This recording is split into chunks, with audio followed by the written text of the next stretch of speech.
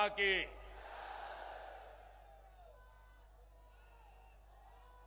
नेपाल के भी उस पार आपकी आवाज जानी चाहिए। भारत माता की। मंच पर विराजमान भारतीय जनता पार्टी के अध्यक्ष आदरणीय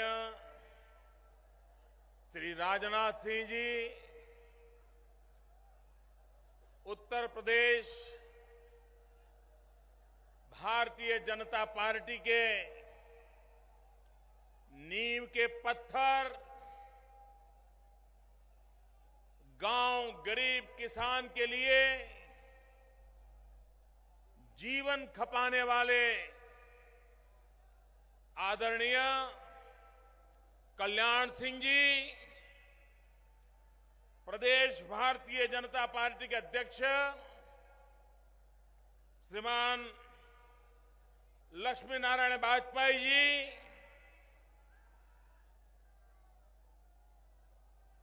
बाबा योगी आदित्यनाथ जी,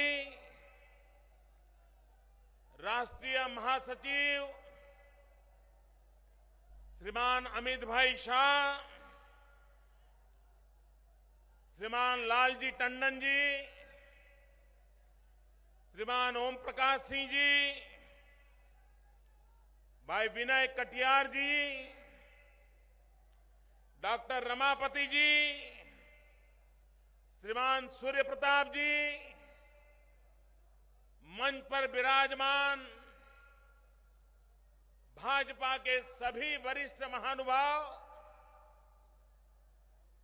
और विशाल संख्या में पधारे हुए मेरे प्यारे भाइयों और बहनों,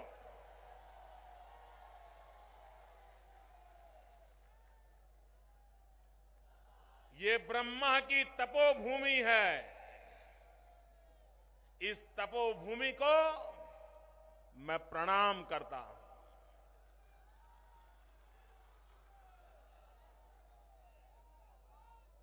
मेरे जीवन में ब्रह्मा जी की इस तपोभूमि का विशेष स्थान रहा है। यहां बहुत कम लोगों को शायद पता होगा, जब मैं भारतीय जनता पार्टी के संगठन महासचिव के रूप में कार्य कर रहा था, उस समय 2001 में यहां की चुनावी तैयारियों को लेकर के हर विधानसभा क्षेत्र का रिव्यू करने के लिए मेरा दौरा चल रहा था। हर जिले में मैं जा रहा था और संगठन महासचिव के नाते मेरा आखिरी कार्यक्रम बहराइच में हुआ था और यहां पर मुझे सूचना आई कि मैं अपना कार्यक्रम स्थगित करके दिल्ली जाऊं। मुझे पता नहीं था मेरा दौरा क्यों स्थगित किया गया। मैं दिल्ली गया, वहां और कामों में व्यस्त रहा,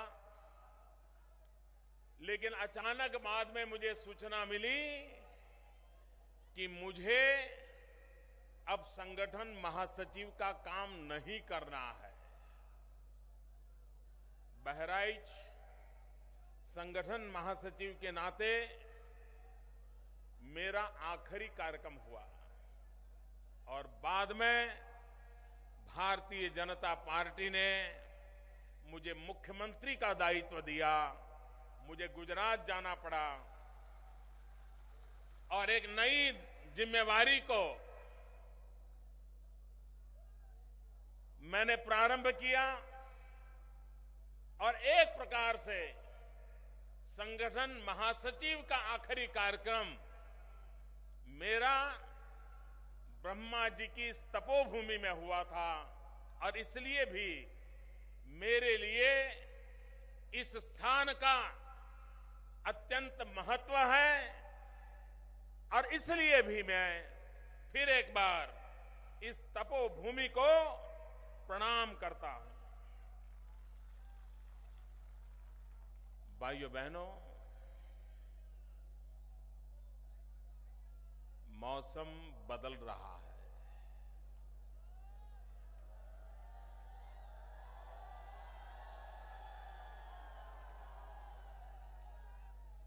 बहुत तेजी से बदल रहा है। सिर्फ बहराइच में नहीं, कश्मीर से कन्याकुमारी पूरे हिंदुस्तान का मौसम बदल रहा है।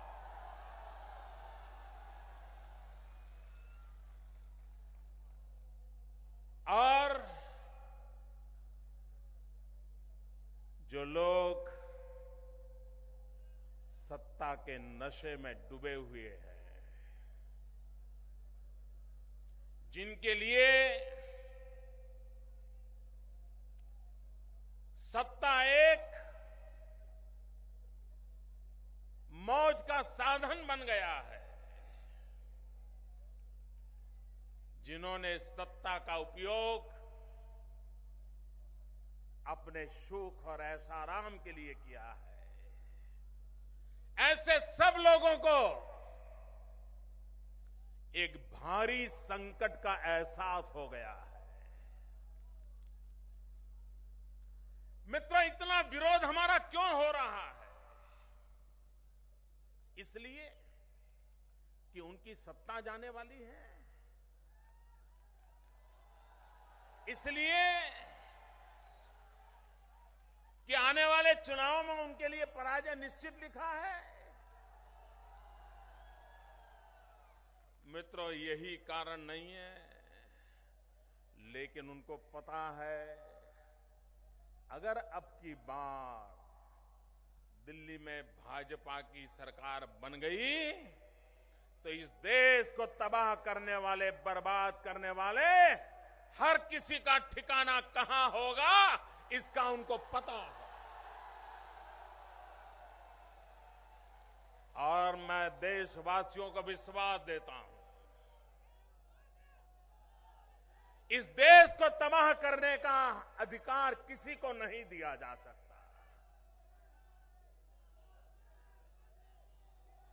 और जिस प्रकार से वोट बैंक की राजनीति की जा रही है, वोट बैंक की राजनीति के लिए जिस प्रकार की बयानबाजी की जा रही है, मैं उत्तर प्रदेश के सत्ता में बैठे हुए शहंशाहों को पूछना चाहता हूं,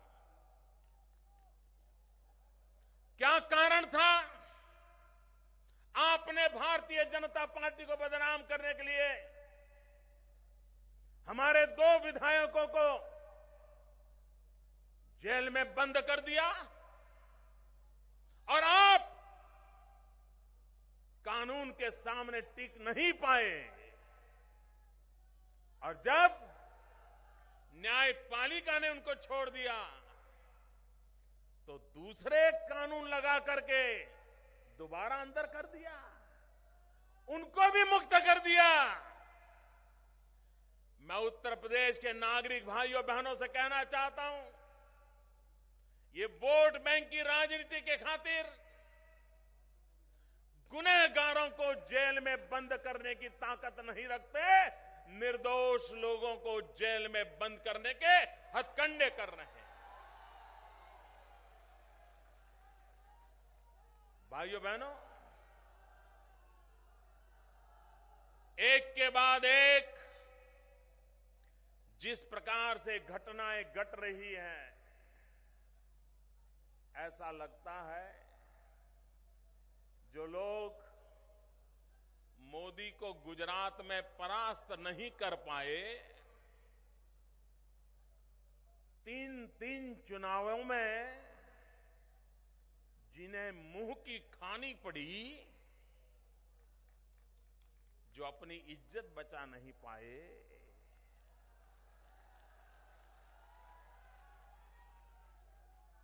जिन्हें लगता है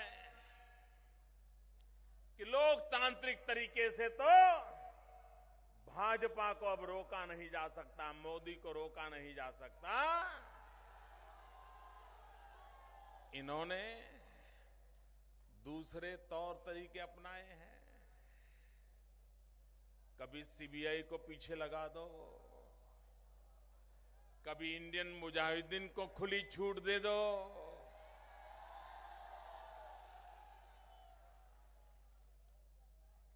ये बम बंदूक और पिस्तौल के सहारे राजनीति करने वाले कान खोल करके सुन ले।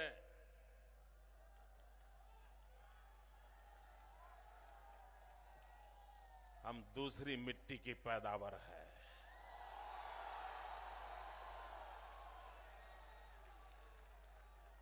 न हम आतंकवादियों से झुके हैं, न आतंकवादियों से झुकने वाले हैं। हम आतंकवादियों को झुकाकर रहेंगे, जड़ मूल से साफ करके रहेंगे।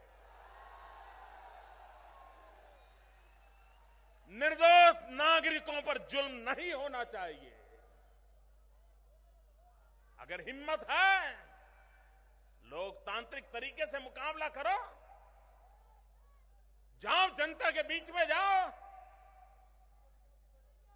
ये बुजदिल की तरह पीठ पर वार कर रहे हो। और यह देश कभी भी आतताइयों के सामने झुका नहीं है। अरे ब्रिटिश सल्तनत ने कितने जुल्म किए थे, लेकिन उसके बावजूद भी यह देश सच्चाई के लिए लड़ता रहा है। आतंकवादियों की गोलियां हिंदुस्तान को उसकी यात्रा से रोक नहीं सकती है। यह देश आगे बढ़ने वाला है। यह देश विकास की नई ऊंचाइयों को पार करने वाला है। और भाइयों बहनों, मुझे तो लगता है अगले चुनाव में ये सपा, ये बसपा, ये कांग्रेस, इनकी तिकड़ी चुनाव के मैदान में नहीं आएगी। ये इनकी तिकड़ी चुनाव के मैदान में नहीं आएगी। अगले चुनाव में मुझे लगता है सीबीआई, इंडियन मुजाहिदीन, यही लोग चुनाव का मोर्चा संभालेंगे ताकि कांग्रेस को बचा सकें। भाइयों बहनों, हिंदुस्तान के लोकतंत्र के साथ खिलवाड़ हो रहा है। हमारे बिहार के भाई बहन छठ पूजा का उत्सव मनाते हैं। दिवाली से भी ज्यादा छठ पूजा का महात्म्य होता है। लेकिन उसी छठ पूजा के पहले आतंकवादियों ने निर्दोष लोगों को मौत के घाट उतार दिया। किसी ने अपना पति खोया, बच्चों ने अपना बाप खोया, मां ने अपना लाडला खोया। वो छठ पूजा कैसे मनाएगी? और उनका गुनाह क्या? उनका यही गुनाह, वो भारत मां की जय बोलते थे और इसलिए उनको मौत के घाट उतार दिया जाए। क्या लोकतंत्र में हिंसा को जगह होती है? आतंकवाद को जगह होती है? बम बंदूक की राजनीति को जगह होती है? भाइयों बहनों, लोकतंत्र में हिंसा का कोई स्थान नहीं होता है। लोकतंत्र में हरेक को अपनी आवाज उठाने का अधिकार होता है। और इसलिए भाइयों बहनों, इस देश में लोकतंत्र जानकर के हैरानी होगी, अभी भारत सरकार के सूचना प्रसारण मंत्रालय ने हिंदुस्तान के टीवी मीडिया वालों को एक एडवाइजरी जाहिर दी है, एक आदेश जारी किया है। क्या आदेश दिया है? आदेश इस बात का दिया है कि 15 अगस्त को प्रधानमंत्री लाल किले से भाषण कर रहे थे, ये मीडिया वालों की क्या औकात कि उन्होंने गुजरात के मुख्यमंत्री को भी टीवी पर लाइव दिखा दिया और प्रधानमंत्री के बराबर क्यों दिखा दिया? उस पर रोक लगनी चाहिए, यह हुक्म किया है मित्रों। लेकिन हुक्म कब किया? अभी एक हफ्ते पहले किया। 15 अगस्त की घटना और आदेश कर रहे हैं अभी हफ्ते पहले। हफ्ते पहले क्यों करना पड़ा? उनको चिंता प्रधानमंत्री की गरिमा की नहीं है। उनको चिंता प्रधानमंत्री का भाषण लाइव टेलीकास्ट होता है, सामने मोदी का क्यों होता है, उसकी चिंता नहीं है। उनको परेशानी इस बात की हुई कि 27 अक्टूबर को पटना में राजनाथ सिंह और मोदी भाषण दे रहे थे और दिल्ली में उनके शहजादे दे रहे थे। और मीडिया वालों ने गलती ये की कि शहजादे को दिखा तो रहे थे लेकिन सुनाने नहीं देते थे। वहां दिखते थे भी मोदी, सुनाई भी देते थे मोदी। पूरी कांग्रेस पार्टी बौखला गई, बेचैन हो गई। उन्होंने आदेश जारी कर दिया, खबरदार मोदी को लाइव टेलीकास्ट किया तो। भाइयों बहनों, सवाल मोदी का नहीं है, सवाल भाजपा की रैली का नहीं है, सवाल लोकतंत्र की रक्षा का है।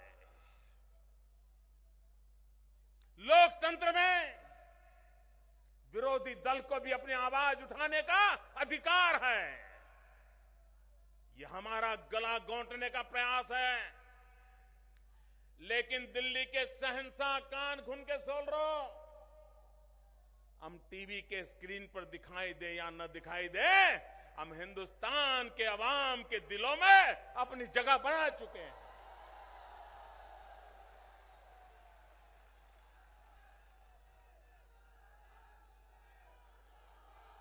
भाइयों बहनों, कांग्रेस पार्टी ने और उसके चेले चपाटों ने 60 साल तक इस देश में राज किया है। क्या मिला आपको?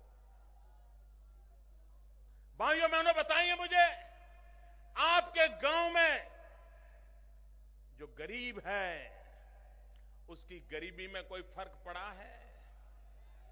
60 साल में उसके जीवन में कोई बदलाव आया है? जो नौजवान बेरोजगार है उसको रोजी रोटी का प्रबंध हुआ है?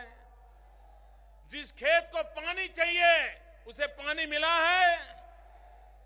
जिस बीमार को दवाई चाहिए दवाई मिली है? भाइयों बहनों, क्या इस देश पे राज करने वाले लोगों को इसका जवाब देना चाहिए कि नहीं देना चाहिए? इन्होंने जवाब देना चाहिए कि नहीं देना चाहिए? ये जवाब देते हैं? ऊपर से हम पर गाली गलौज कर रहे हैं, हम पर आरोप लगा रहे हैं। अरे राज आप कर रहे हो, सरकार आप चला रहे हो, शासन की बागडोर आपके हाथ में है, देश बर्बाद हो रहा है और जिम्मेवारी हम पे डाल रहे हो। ये कौन सा तरीका है? अरे जवाब दीजिए। आपने देश को जो वादे किए थे वो वादे पूरे क्यों नहीं किए? मैं तो हैरान हूं भाइयों,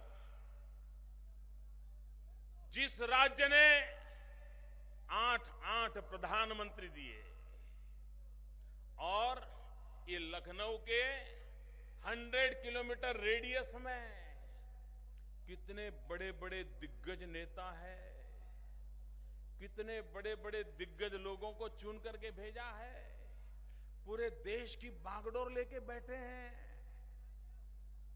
यहां की जनता के सुख के लिए वो क्या कुछ नहीं कर सकते हैं, सब कुछ कर सकते हैं मित्रों। मैं तो एक छोटे से राज्य का मुख्यमंत्री हूं, लेकिन अगर मन में ठान ली तो जनता की भलाई के 50 काम कर सकते हैं, वो क्यों नहीं करते?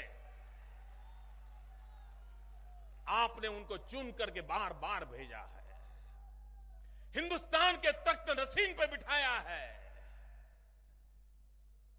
उनकी इच्छा के बिना सरकारें चलती नहीं है। आपकी भलाई के लिए कुछ किया इन लोगों ने? कुछ किया मित्रों? कब तक झेलोगे इन लोगों को? और इसलिए मैं कहने आया हूं भाइयों बहनों, बहुत हो चुका, अब इनका जाने का वक्त आ चुका है।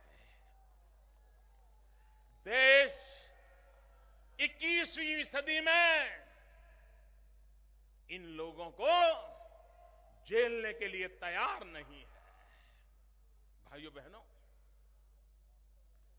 इन 60 साल में जिस उत्तर प्रदेश ने इतने प्रधानमंत्री दिए, जिस इतने उत्तर प्रदेश ने 4 पीढ़ी के नेताओं को जन्म दिया, इन्होंने पूरे देश का कुछ न किया होता,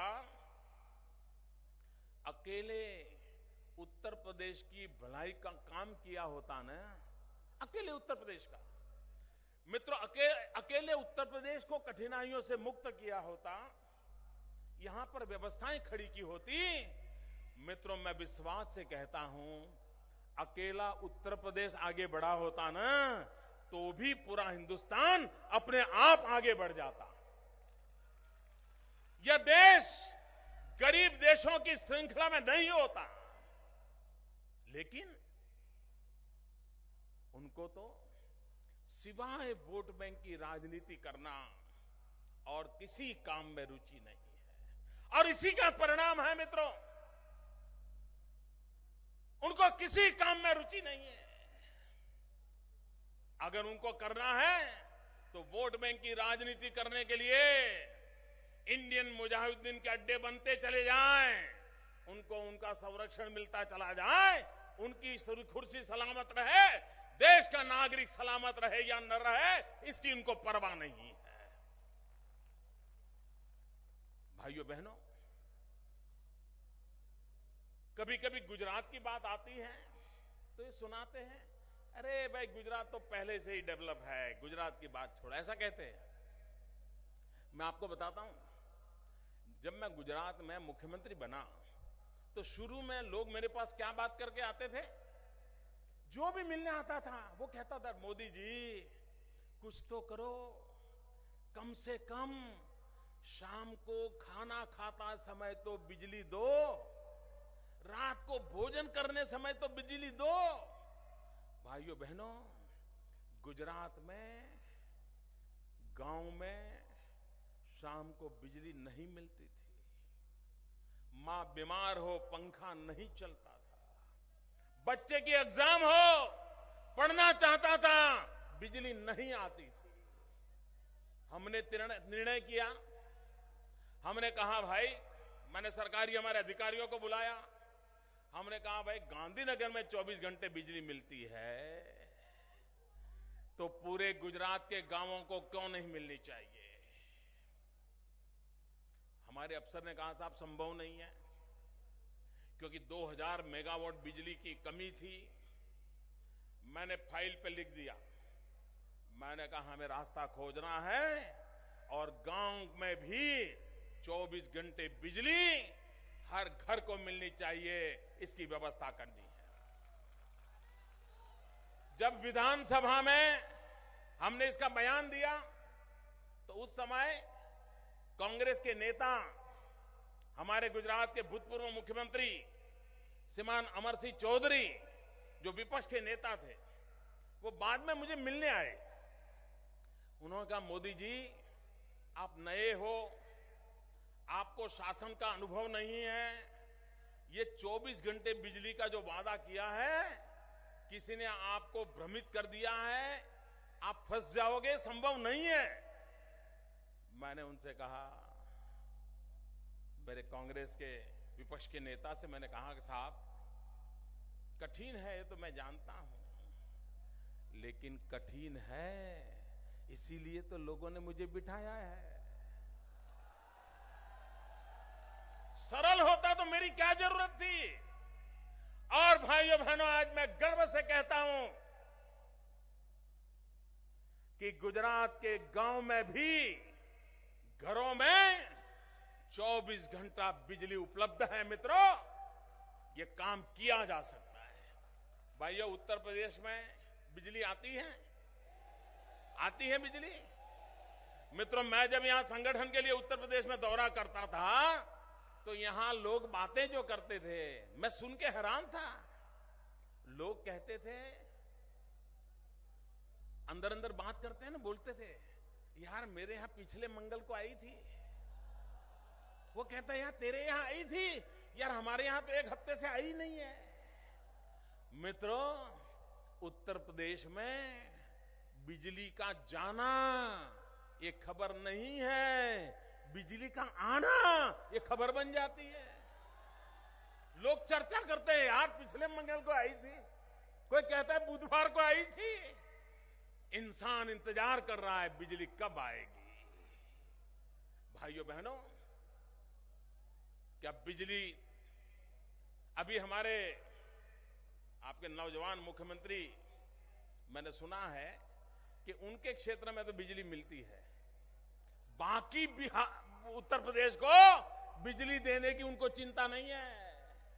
दूसरे खां साहब हैं, उन खां साहब के इलाके में भी बिजली जाती है, लेकिन उत्तर प्रदेश को बिजली नहीं दी जाती है।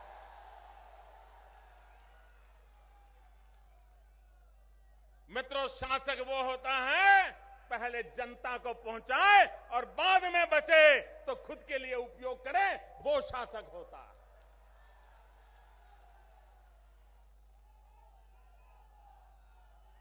उत्तर प्रदेश के मुख्यमंत्री नौजवान हैं, उन्होंने मुझे एक चिट्ठी लिखी।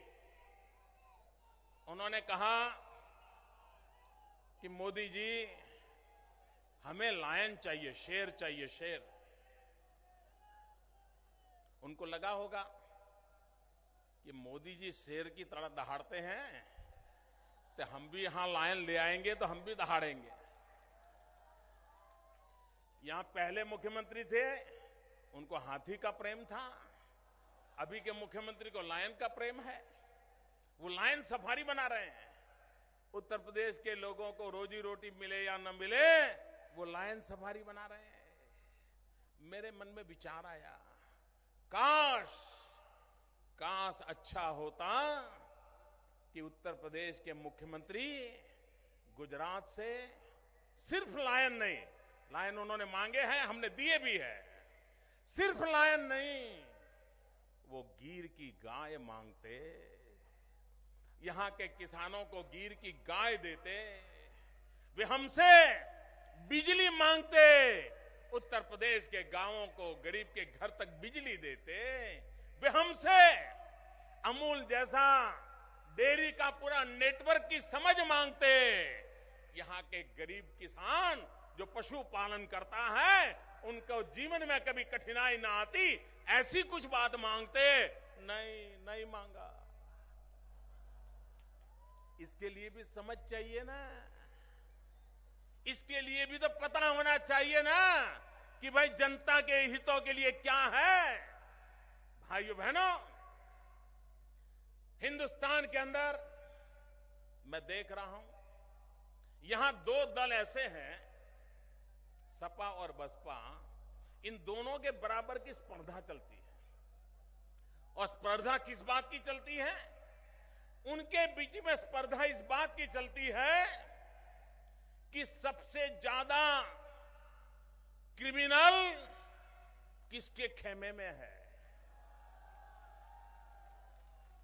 क्रिमिनलों को जमा करने की स्पर्धा चल रही है। इनके बीच में स्पर्धा चलती है कि तुमने 2000 करोड़ बनाए, हम 2500 करोड़ बनाएंगे। तूने 5000 करोड़ बनाए, हम 7,000 करोड़ बनाएंगे। करप्शन की स्पर्धा चल रही है मित्रों। ये ऐसे दल हैं जिनको आपका भला कैसे हो, आपकी समस्याओं का समाधान कैसे हो, इसकी स्पर्धा करने की रुचि नहीं है। और इसलिए भाइयों बहनों, आप देखिए, सपा बसपा दोनों दिल्ली की सरकार को बचा रहे हैं, टिकाए रखे हैं। उनको पता है कि उनके समर्थन के बिना दिल्ली की सरकार नहीं चल सकती है। अगर इनकी इतनी ताकत है तो वो चाहें तो दिल्ली सरकार को झुका सकते हैं कि नहीं झुका सकते भैया? झुका सकते हैं कि नहीं झुका सकते हैं? वे उत्तर प्रदेश की जनता के लिए रेल मांगे तो रेल मिल सकती है कि नहीं मिल सकती है? वे बहराइच के लिए एयरपोर्ट मांगे तो एयरपोर्ट चालू हो सकता है कि नहीं हो सकता है? वे बहराइच के लिए रेल मांगे, मिल सकती है नहीं मिल सकती? वो यहां गन्ने के किसानों के लिए दाम मांगे, मिल सकते हैं कि नहीं मिल सकते? वो यहां के नौजवानों के लिए रोजगार मांगे, मिल सकते हैं कि नहीं मिल सकते? लेकिन ये नहीं मांग रहे हैं। आपने देखा होगा, सपा और बसपा इतना समर्थन करने के बावजूद भी उत्तर प्रदेश के लिए कुछ नहीं मांग रहे हैं। मांग रहे तो क्या मांग रहे हैं?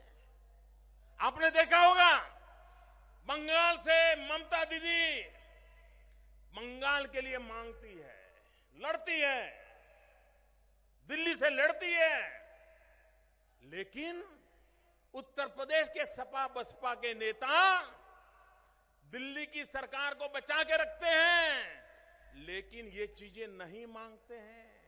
मांगते हैं तो क्या मांगते हैं? सीबीआई में मदद मांगते हैं, सीबीआई से छुटकारा मांगते हैं। सीबीआई से बचने के सिवाय वो अपने बचाव के लिए मांग रहे हैं, उत्तर प्रदेश की भलाई के लिए नहीं मांग रहे हैं। भाइयों बहनों, ये कितने स्वार्थी हैं, मैं नमूना दिखाता हूं। आपने देखा होगा, हिंदुस्तान के एक महान कलाकार, मैं जिनका बहुत आदर करता हूं, उनका उन्होंने क्या उपयोग किया? अपनी पार्टी की भलाई के लिए उत्तर प्रदेश में है दम, ये गीत गाते रहे। क्यों? क्योंकि चुनाव जीत जाए, हर चीज खुद के लिए। उसी महान कलाकार का हमने क्या उपयोग किया?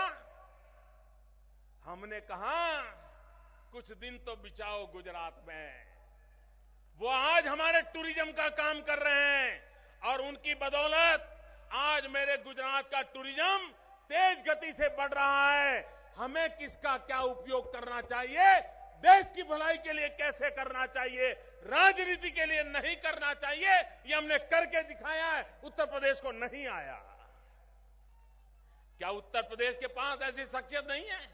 क्या उत्तर प्रदेश सरकार इन महान कलाकार के पास जाकर के उत्तर प्रदेश के भलाई के लिए मांगती तो वो समय नहीं देते, लेकिन इनको उत्तर प्रदेश की चिंता नहीं है।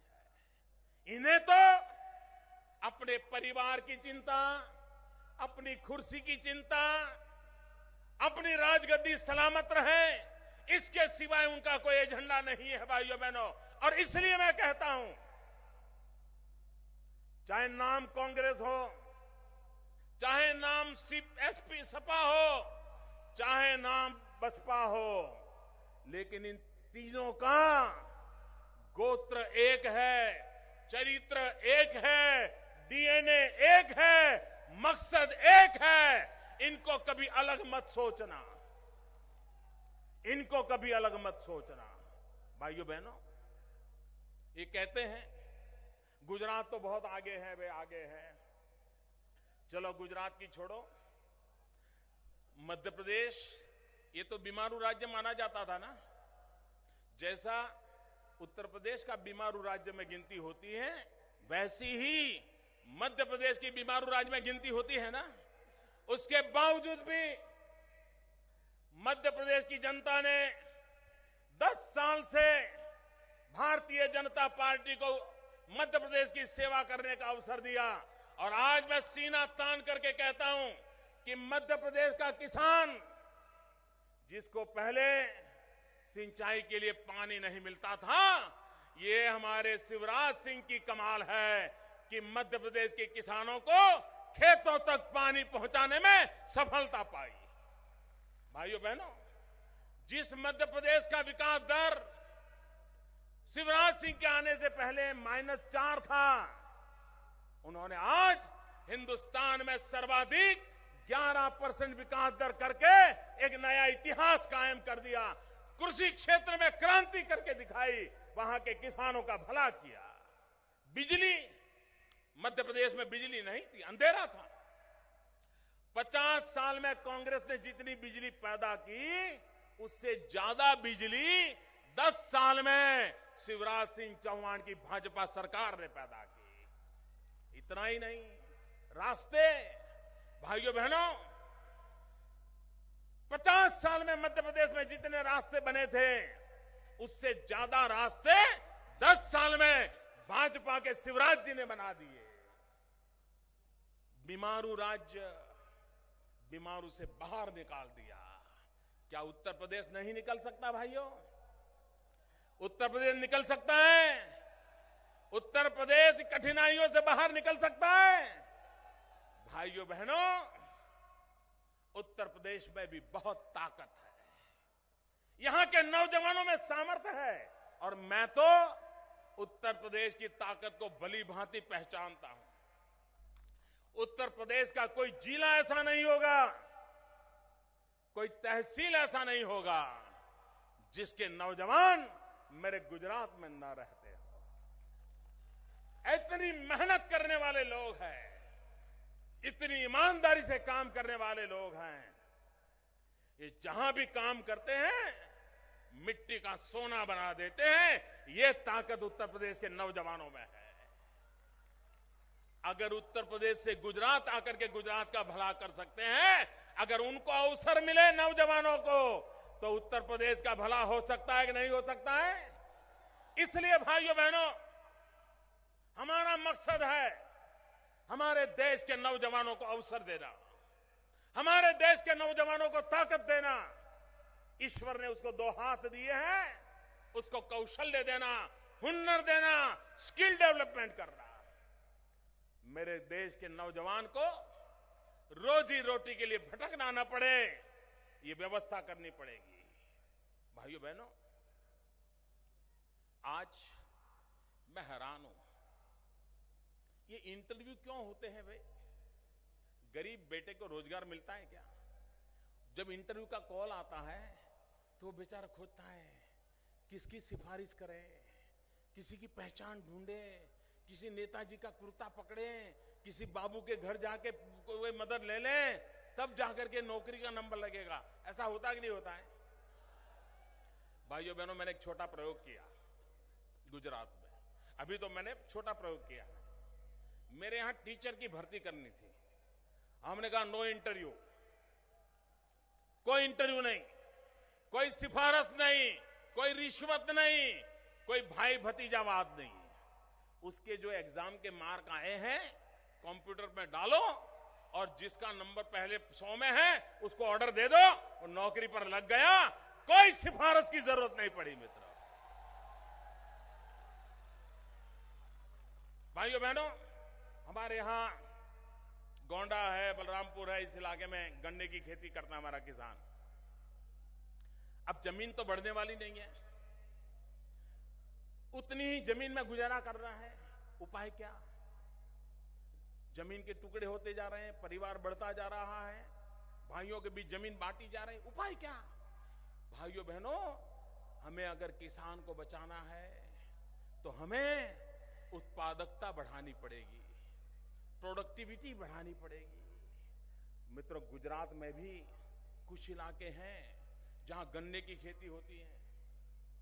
आपके यहां तो 100 से ज्यादा शुगर मिल है, मेरे यहां 15 से करीब करीब शुगर मिल है। लेकिन हमारे यहां जितनी शुगर मिल है वो कोऑपरेटिव है। आपके यहां मालिक बैठे हैं और गन्ने के किसान को दाम नहीं मिल रहा है। मुझे भी बताया गया 6,000 करोड़ रुपया 6,000 करोड़ रुपया किसानों के दमा करके रखे। मित्रों, हमारे यहां विजयादशमी के दूसरे दिन शुगर मिल अपना काम चालू कर देती हैं। मुझे यहां बताया गया दिवाली चली गई, अभी तक शुगर मिलें शुरू नहीं हुई है। मित्रों, ये हमारे किसानों के साथ जुल्म है कि नहीं है? क्या नियम नहीं बन सकते? इतना ही नहीं, उत्पादकता भी बढ़ सकती है।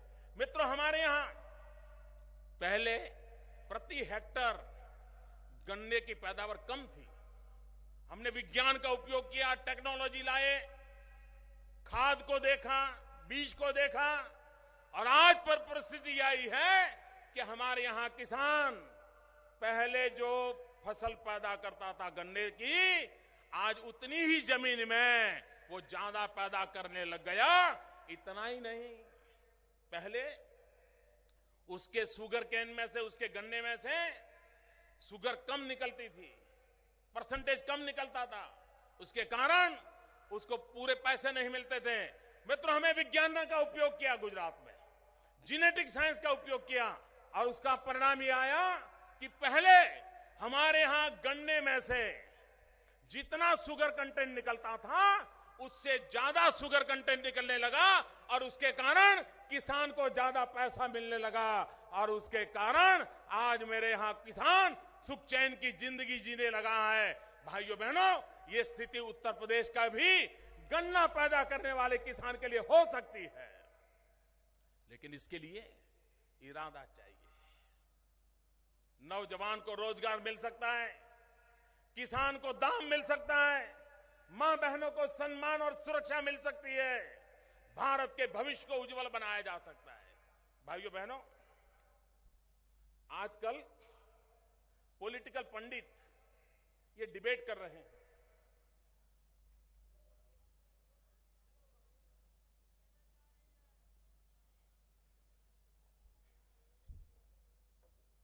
आजकल पॉलिटिकल पंडित ये डिबेट कर रहे हैं,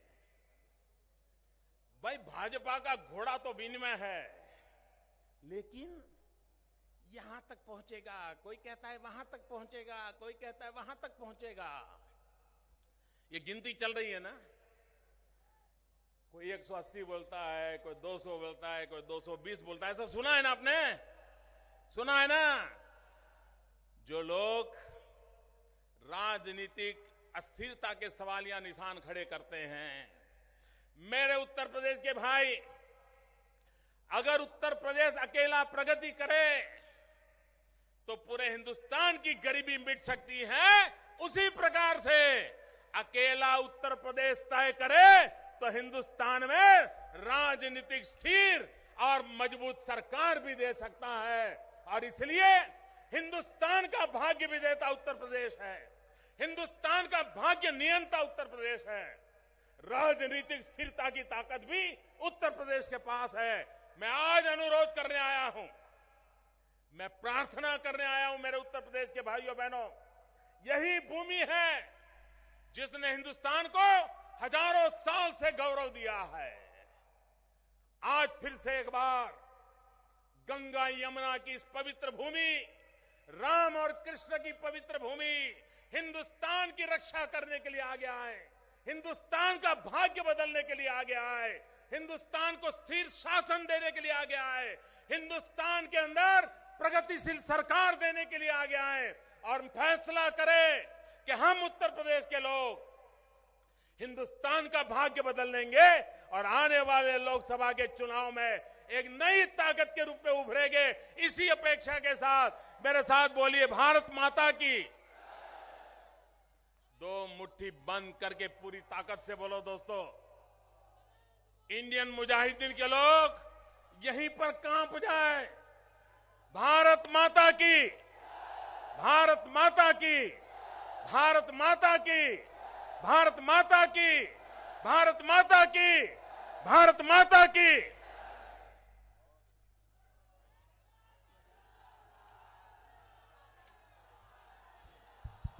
भाजपा के जिला अध्यक्ष गुलाब